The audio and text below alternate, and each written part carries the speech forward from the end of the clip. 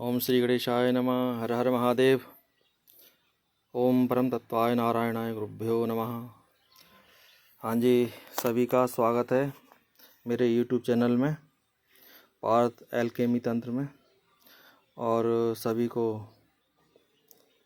शुभकामनाएं, अपने कार्यों में प्रगति करें।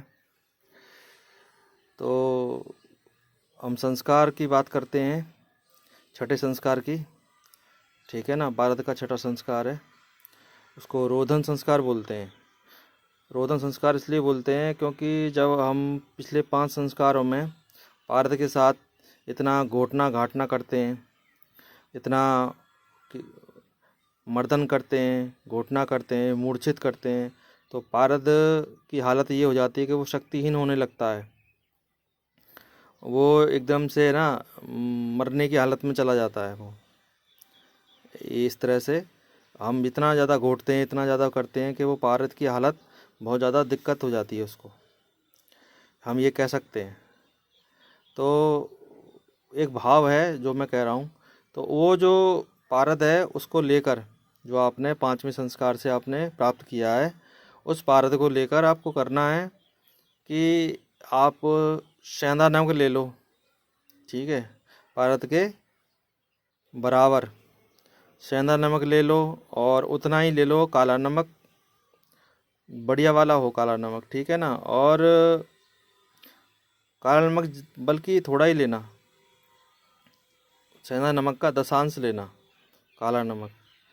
और आपको थोड़ा सा लेना है नींबू का रस, इनको आपको घोट लेना है। ठीक है, और थोड़ा सा गर्म पानी डालना है, 50 ml 100 ml के करीब गर्म पानी डालना है। और किसी उसमें करना आप कांच के कांच के पात्र में, या फिर प्लास्टिक, हार्ड प्लास्टिक हो उसमें कर लेना, या चीनी मिट्टी का कोई बर्तन हो उसमें कर लेना। और उसमें कर लेना, उसमें करना है कि आपको घोटना है, घोटना है।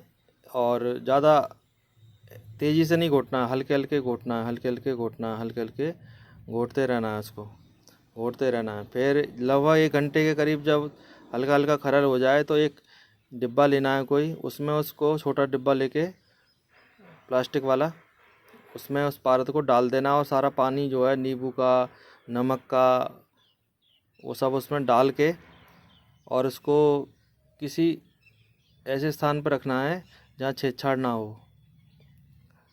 ठीक है ना, उसको पड़ा रहने देना है, कम से कम 72 घंटे तक उसको पड़ा रहने दें। 72 घंटे तक जब वो पड़ा रहेगा तो उसके बाद उसको आपको खोलेंगे, और ऐसी जगह पर रखना जहाँ बहुत सीलन ना हो। सीलन मतलब जैसे पानी की जगह ना हो, सूखी जगह हो, बिल्कुल सूखी जगह पे आपको रखना है,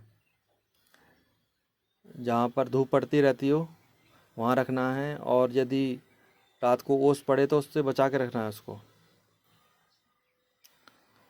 तो वो जब उसका 72 घंटे पूरा हो जाएगा, उसके बाद में उसको पारे को निकालना है। और निकालने के बाद में करना क्या है आपको, कि उसको फिर धीरे धीरे साफ़ करना है, और गर्म पानी से डालते जाना है, और धीरे धीरे साफ़ करते जाना है खरल में, चीनी मिट्टी के खरल में धीरे धीरे इसको चलाते रहना है, और गर्म पानी डालते जाना है।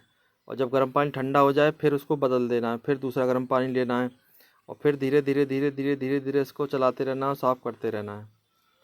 ठीक है ना, तो वो अपनी हालत में वापस आ जाएगा, और वो शक्ति प्राप्त कर लेगा।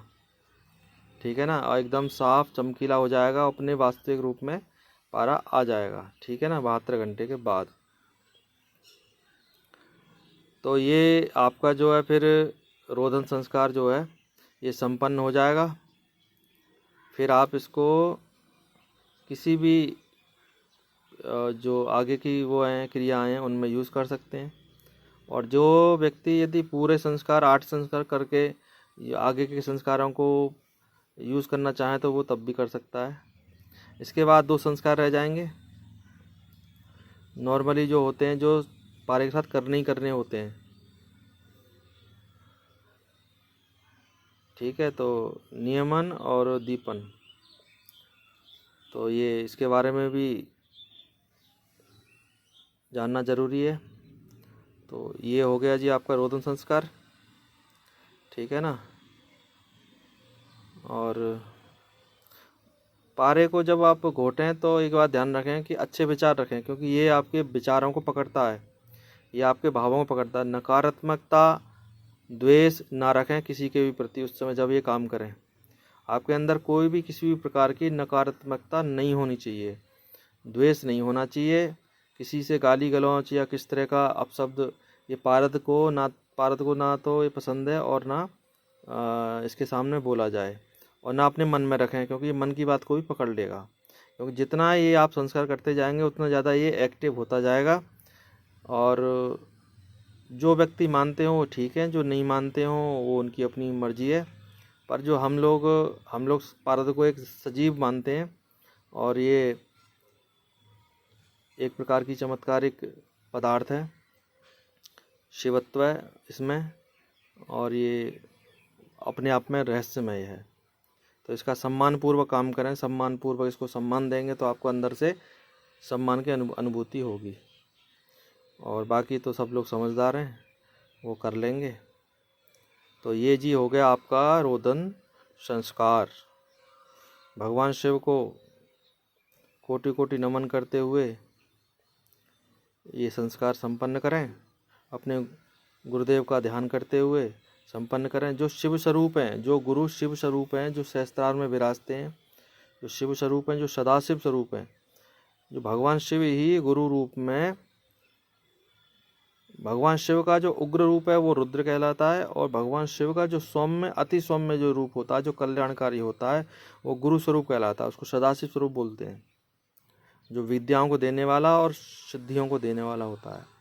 तो ऐसा मेरा मानना है, बाकी लोगों का मुझे पता नहीं वो क्या मानते हैं। तो ठीक है। ओम त्र्यंबकम जामहे सुगंधिम पुष्टिवर्धनम उर्वारुकमिव बंधनान मृत्योर्मुक्षीमामृतात्। भगवान शिव हमें मृत्यु से अमृत की ओर ले चलें, हमें अमृत प्रदान करें, हमारे जीवन में अमरता हमें प्राप्त हो, हमारी आत्मा को अमरता प्राप्त हो। तो आप काम करें आगे। फिर यही पारद आगे चल के जब संस्कार 8 हो जाएंगे, उसके बाद आगे जो संस्कार होते हैं, गर्भ द्रुति इत्यादि संस्कार हैं, रंजन संस्कार हैं। तो यही जब पारद आगे जाके जब कई संस्कार हो जाते हैं, फिर कोपनिक संस्कार शुरू होते हैं, और जो जानता है वो आगे संस्कारों को फिर बढ़ाता रहता है। यही संस्कार फिर गुटकाओं के निर्माण में काम आते हैं। यही पारद गुटका निर्माण कर सकते हैं।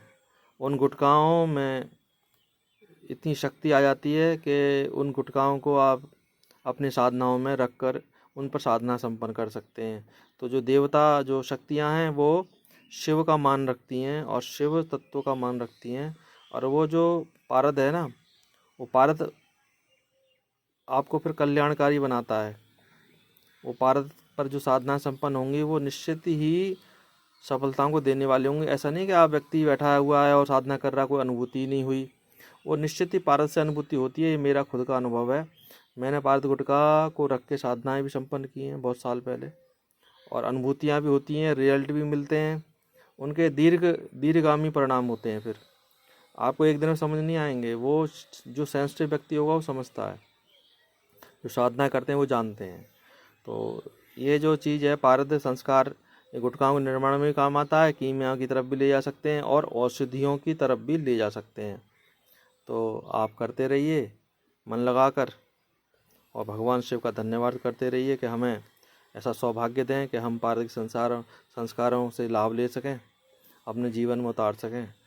तो बोलिए हर हर महादेव।